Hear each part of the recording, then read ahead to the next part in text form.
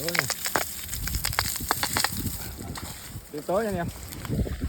Dán như bonsai một ngọn nhiều mấy cái con ngay đây là mấy con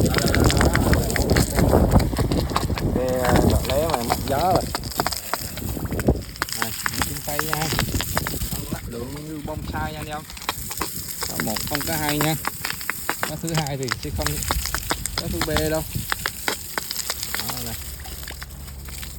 Đó, lên này mai mốt này nó lên mấy con này nha anh em. Em quay mấy cái con chưa này mai mốt lên nó đây cửa đây nè, cái đầu đen nóc này, của cái đầu ngay đây nó mà ai lấy mất rồi. Về sắn đũa hết này, về này nó lên lòng lằn hết, hang hốc luôn, một bọn keo cỡ 2 mét.